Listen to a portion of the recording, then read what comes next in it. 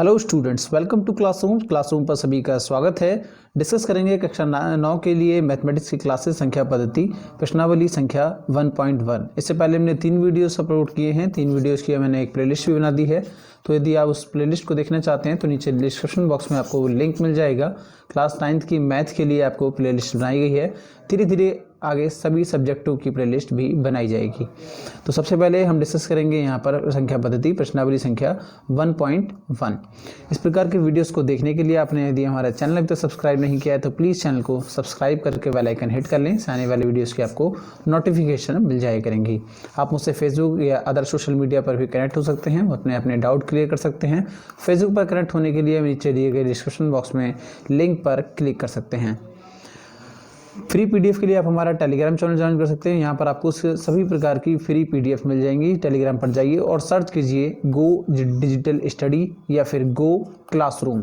तो यदि आप क्लासरूम भी सर्च करेंगे तब भी आपको जो है ये चैनल मिल जाएगा और जाकर वो चैनल ज्वाइन कर लीजिए। ये वाला लोगो आप याद रखिएगा, इस प्रकार के लोगों को ही ज्वाइन करें। जो फर्जी चैनल है वो आप ज्वाइन ना करें। चलिए दोस्तों, आज का पहला क्वेश्चन आपकी स्क्रीन पर आ चुका है। पहला क्वेश्चन है आपका, क्या शून्य एक परिमेय संख्या है? क्या इसे P/Q के रूप में लिख सकते हैं, जहाँ कि P और Q एक पूर्णांक हैं और Q 0 के बराबर नहीं है? देखिए, मैंने आपको बताया था परिमेय संख्याएं क्या होती हैं। परिमेय संख्याएं वे संख्याएं होती हैं जिनको P/Q के रूप में लिखा जा सकता है, यानी कि जिनको P/Q के रूप में लिखा जा सकता है, ये क्या होती हैं? परिमेय संख्याएं कहलाती हैं। अब ये पूछ रहे हैं कि क्या शून्य एक परिमेय संख्या है, तो शून्य को हम लिख लेते हैं। अब शून्य को लिखने के बाद में किसी भी संख्या के अपॉन में हम एक मान लेते हैं, यह लिखा जा सकता है। ठीक है, तो यहाँ पर देखिए ये संख्या P/Q के रूप में हो गई। परिमेय संख्या होने के लिए एक शर्त और होती है कि P एंड Q दोनों क्या होने चाहिए? P और Q क्या होने चाहिए? ये पूर्णांक होने चाहिए, यानी कि ये होल नंबर होने चाहिए और Q जो है वो 0 के बराबर नहीं होना चाहिए, तभी जो है वो इस एक संख्या जो है वो परिमेय संख्या होती है। तो यहाँ पर देखते हैं इस कंडीशन में क्या है। P हमारा 0 है और Q हमारा 1 है, यानी कि Q 0 नहीं है। ये कंडीशन सेटिस्फाई हो रही है। देखिए Q 0 नहीं है, P भले ही हो, P के बारे में कोई कंडीशन नहीं है, P कुछ भी हो सकता है, लेकिन Q 0 नहीं होना चाहिए। तो Q 0 नहीं है और P और Q दोनों ही 0 और 1 क्या होते हैं? पूर्णांक होते हैं। तो हम क्या कह सकते हैं? हम कह सकते हैं कि P0 एक परिमेय संख्या है, क्योंकि इसको P/Q के रूप में लिखा जा सकता है। आप इसका आंसर हो जाएगा इतना सब कुछ ये वाला। ये मैंने आपको समझाने के लिए लिखा है, इससे पहले मैं आपको जो परिमेय संख्याओं के बारे में डिटेल में बता चुका हूँ। तो जिन लोगों ने पहले की वीडियोस नहीं देखे हैं वो जाकर चैनल की प्लेलिस्ट में देख सकते हैं। 3 और 4 के बीच 6 परिमेय संख्याएं ज्ञात करना। देखिए, इस प्रकार के क्वेश्चंस आपको एग्जाम्स में पूछे जाते हैं। 3 और 4 के बीच में यदि आपसे 6 परिमेय संख्याएं ज्ञात करवाए या फिर किसी भी 2 अंकों के बीच में कितनी भी परिमेय संख्या ज्ञात कराए, तो बहुत ही आसान तरीका है। मैं आपको उसको 2 मेथड बताने वाला हूँ। एक मेथड सिंपल सा होगा और एक मेथड आपका ट्रेडिशनल होगा। चलिए पहले सिंपल से मेथड को देखते हैं। सिंपल सा मेथड ये है कि जैसे कि 2 शब्द दिए गए हैं 3 और 4। अब इनके बीच में 6 परिमेय संख्याएं हमसे पूछी गई हैं। तो हम क्या करेंगे कि ये 6 परिमेय संख्याएं हमको निकालनी है, तो 6 + 1 यानी कि 7 से ऊपर नीचे हम गुणा करेंगे। तो यहाँ पर 7 से ऊपर नीचे गुणा करने पर तो 3 से गुणा करेंगे 7 और नीचे क्या आ जाएगा 7, क्योंकि हम इसके बटे में 1 माने हुए होते हैं। ऐसे ही यहाँ करेंगे तो 4 × 7 अपॉन में क्या आ जाएगा 7। तो ये ऊपर क्या हो जाएगा 7 × 21/7 और ये क्या हो जाएगा 7 × 4 = 28/7। अब यहाँ पर देखिए 21 और 28 के बीच में, क्योंकि अपॉन में तो दोनों बराबर है 7, 21 और 28 के बीच में कौन कौन सी संख्याएं आती हैं? तो जो संख्याएं हमें चाहिए होंगी वो संख्याएं हो जाएंगी आपका 22/7, 23/7, 24/7। ये सभी क्या हैं? ये 3 और 4 के बीच की संख्याएं हैं। 25/7, 26/7 और 27/7। कितनी संख्याएं हो गई? 3 हमारी ये और 3 हमारी ये, यानी कि टोटल 6 संख्याएं हो गई। ये कितना इजी मेथड था। इस प्रकार से आप सारे क्वेश्चंस को कर सकते हैं। अब मान लीजिए 2 और 3 के बीच में आपसे कोई 2 संख्याएं पूछे कि 2 संख्याएं बताइए, 2 परिमेय संख्याएं। तो आप क्या करेंगे 2 + 1 यानी कि तीन से गुणा करेंगे ऊपर नीचे, ठीक है। जितनी संख्याएं पूछी गई हैं उससे एक ज़्यादा से गुणा करेंगे। अब देखिए करिए गुणा, 2 गुणा 3 बटे 3 हो जाएगा और यहाँ पर 3 गुणा 3 बटे 3 हो जाएगा। 3 दूनी कितना होता है 6, 6 बटे 3, यहाँ कितना हो जाएगा 3 3 9 बटे 3। अब यहाँ देखिए आगे इसके 7 बटे 3 और अगला क्या हो जाएगा 8 बटे 3। ये जो संख्याएँ हो गई इसके बीच की, ठीक है। इस प्रकार से आप यहाँ पर कोई सी भी संख्या निकाल सकते हैं। मुझे उम्मीद है आपको ये चीज़ समझ में आई होगी। आइए अब देखते हैं ट्रेडिशनल मेथड आपका सिंपल मेथड क्या है। सिंपल मेथड में ये है कि आप पहली संख्या जो निकालेंगे, फर्स्ट संख्या, वो इन दोनों को जोड़ करके आधा करना है, ठीक है। इन दोनों को जोड़ करके आधा करेंगे। 3 और 4 कितना होता है 7 बटे 2, ठीक है। एक संख्या ये आ गई आपकी। फिर दूसरी संख्या जो निकालेंगे वो निकालेंगे आपका 7 बटे 2 प्लस ये जो आपका पहला वाला था 3, इसको हम प्लस करेंगे यहाँ पर, ठीक है। और उसके पूरे के बटे में 2 लिख देंगे, ठीक है। तो आगे देखिए कितना हो जाएगा, ऊपर एलसीएम लेंगे हम यहाँ पर 2 और ये हो जाएगा आपका 6 प्लस यहाँ पर 7 और अपॉन में कितना है इसका 1/2 से अंदर गुणा भी हो रही है। आगे करते हैं 1/2, 7 और 6 कितना हो जाएगा 13, तो 13 बटे 2 तो कितना हो जाएगा 13 बटे 4। ये भी संख्या आपकी परिमेय संख्या हो गई जो कि 3 और 4 के बीच में है। अब इस 13 बटे 4 को लेंगे हम थर्ड वाली संख्या में, तीसरी संख्या निकाल रहे हैं तो इस वाली संख्या को उठाकर लाते हैं 13 बटे 4 और प्लस करते हैं इसमें 3, ठीक है। और अपॉन में आ जाएगा आपका 1/2। देखिए यहाँ पर आप टेस्ट कर सकते हैं, 2 3 6, देखिए 3 7 को यदि हम भाग करेंगे तो लगभग क्या आएगा, यहाँ पर लगभग आएगा, ये आएगा 3.5, ठीक है। ऐसे यहाँ पर यदि करेंगे 4 3 12 तो यहाँ कितना आएगा 3.25 समथिंग आएगा, ठीक है। यानी कि 3 से बड़ा है और 4 से छोटा है। ऐसे ही यहाँ करेंगे, देखिए 4 3 12, यहाँ पर 1/2 ऐसे ही लिखेंगे, फिर आएगा 13 प्लस 4 3 12 बटे 4। 13 और 12 कितना हो जाएगा 25 और नीचे 4 दूनी 8 हो जाएगा। तो राइट आंसर क्या आ गया आपका 25 बटे 8। ये भी आपका भाग करके देख सकते हैं इसको, 8 3 24 और 8 1.25 बचेगा, ठीक है। यानी कि 3 से बड़ा है और 4 से छोटा है। इसी प्रकार से आप चौथी संख्या निकालेंगे तो चौथी संख्या क्या हो जाएगी 25 बटे 8 प्लस 3 और बाद में इस गुणा में 1/2, ठीक है। या 1/2 आगे भी ले सकते हैं, कोई दिक्कत नहीं है। 8 3 24, 8 एलसीएम लेंगे तो कितना हो जाएगा ये आपका 25 प्लस 24 बटे 8 हो जाएगा। 25 प्लस 24 कितना हो जाएगा आपका 49 और अपॉन में कितना हो जाएगा 8। कुल मिलाकर राइट आंसर आ जाएगा आपका 49 बटे 8 दूनी 16। ये भी आप यदि टेस्ट करेंगे तो 16 3 48, ये भी पॉइंट समथिंग कुछ आएगा, ठीक है। उसके बाद पांचवी संख्या हम निकालते हैं, वो भी सिंपल करेंगे 1/2। अब यहाँ पर देखिए 49 बटे 16 को यहाँ पर लिखेंगे 49/16 और प्लस में करेंगे इसको 3। आगे करेंगे 1/2 ऐसे ही रहेगा, 16 3 48 और ये हो जाएगा 49 प्लस 48 अपॉन कितना हो जाएगा 16। तो बड़ा सिंपल सा है, एक टिक यदि आप समझ लेंगे तो सारी चीज़ यहाँ पे कर सकते हैं। अब यहाँ पे इसको जोड़ लीजिए, 8 और 9 17 हासिल 1 हो जाएगा, 4 और 4 8 और 1 9 अपॉन में कितना हो जाएगा 16 और ये 2 से इसका गुणा हो जाएगा तो 97 बटे कितना आ जाएगा 32 आ जाएगा, ठीक है। इसको यदि आप सॉल्व करेंगे तो ये भी 3 से ज़्यादा ही आएगा। छठी संख्या निकालते हैं आप, 6 संख्याएं पूछी हैं हमसे, 5 निकाल चुके हैं। अब यहाँ पर 97 बटे 32 को हम पहले रखेंगे तो सेम एज 1/2 97 बटे 32 प्लस करेंगे आपका 3। आगे आ जाएंगे 1/2, 3 से 32 यहाँ पर एलसीएम लेंगे तो ये कितना हो जाएगा ऊपर 97 प्लस 3 दूनी 6 और 3 3 9 अपॉन में कितना आ जाएगा 32 आ जाएगा। आगे 1/2 यहाँ पर इसको जोड़ लेंगे, 9 और 7 कितना हो जाएगा 13 हासिल 1, 9 9 18 और 1 19 और अपॉन में कितना आ जाएगा 32। यहाँ पर 2 से नीचे गुणा हो जाएगा तो ये आ जाएगा 193 अपॉन 2 दूनी 4 2 3 6।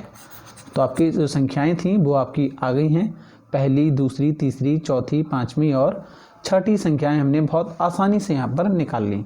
मुझे उम्मीद है आपको ये चीज़ समझ में आई होगी। यदि आपको कोई भी ऐसा डाउट है जो आप मुझसे पूछना चाहते हैं तो आप नीचे कमेंट बॉक्स में लिख सकते हैं, मैं आपको पूरा प्रयास करूँगा आपके रिप्लाई करने का। अगली संख्या देखते हैं, क्वेश्चन नंबर 3 है। इससे समझने का प्रयास कीजिए जिनको पहला समझ में नहीं आया था। मैंने आपको बताया था कि इस प्रकार की संख्याएं जब भी पूछी जाएं तो ये 5 परिमेय संख्याएं पूछी गई हैं। मैं फिर यहाँ पर 2 मेथड बताऊंगा आपको।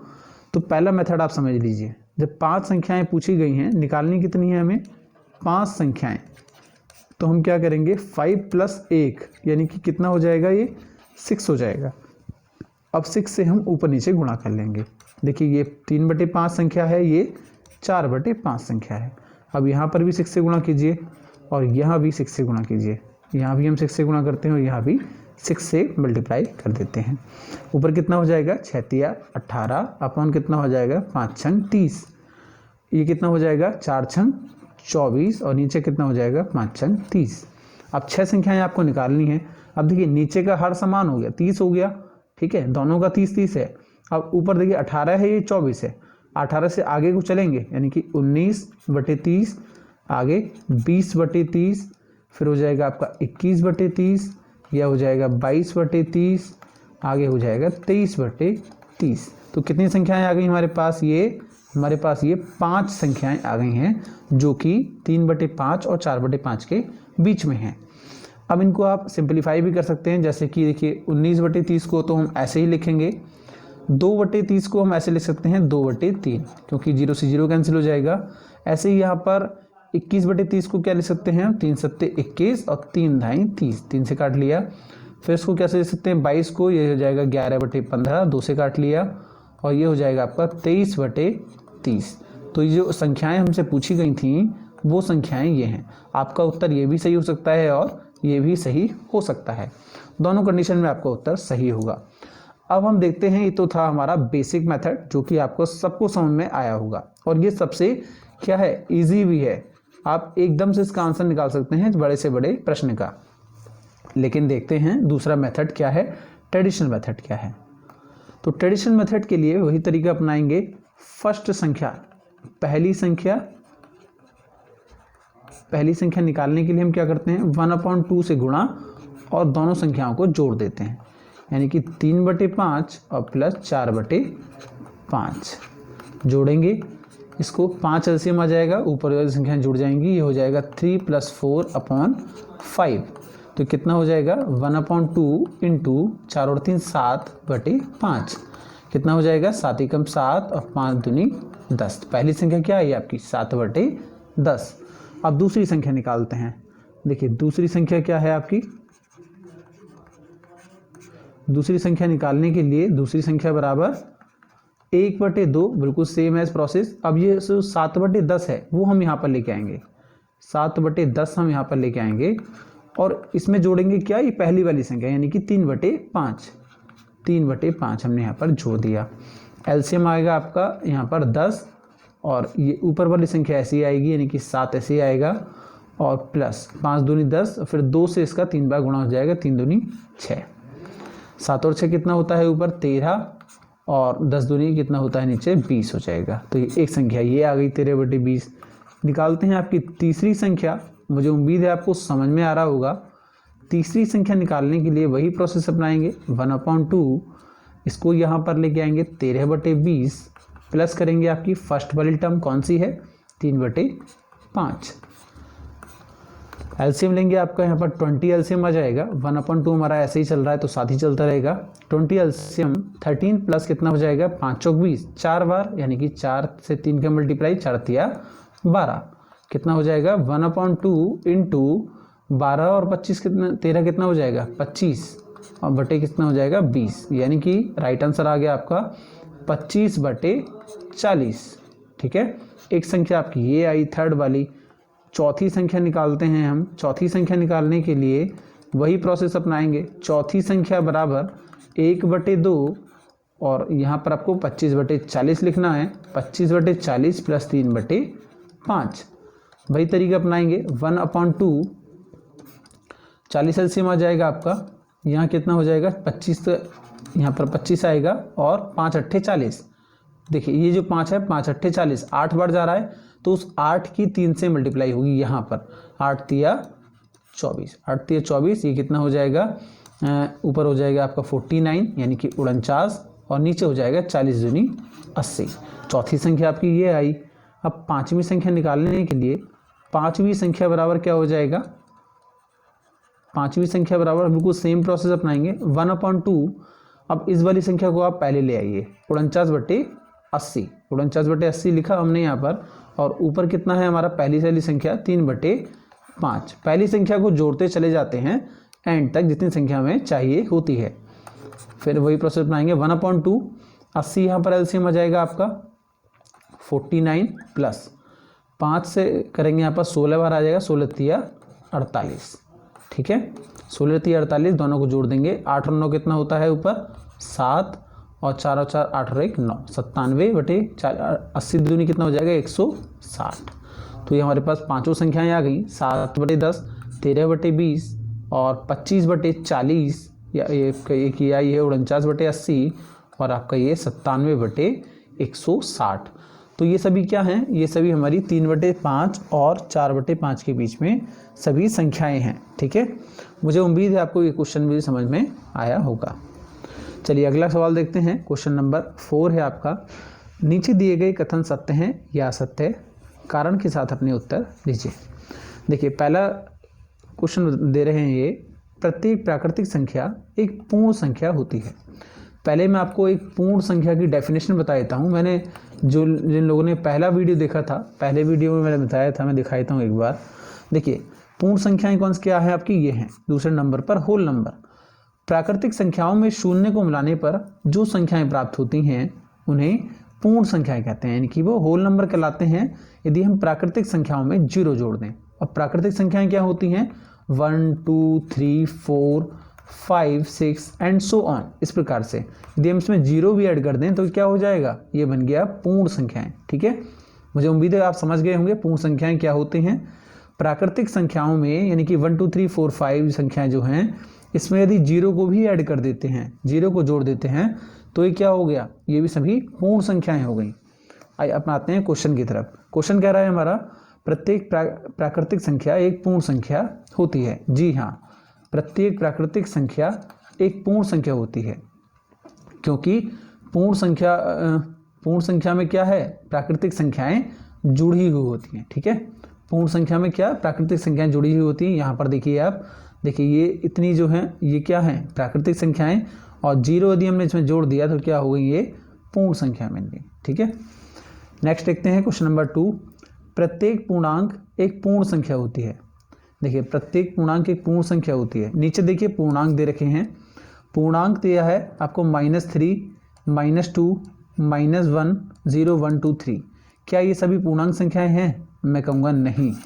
प्रत्येक पूर्णांक संख्याएं पूर्ण संख्या नहीं होती हैं, क्योंकि यहाँ पर देखिए पूर्ण संख्या में माइनस का कोई टर्म नहीं होता है, माइनस का कोई टर्म नहीं होता है। तो अपने उत्तर में लिखेंगे नहीं, क्योंकि आगे इसमें आंसर लिखेंगे, क्योंकि पूर्ण संख्याओं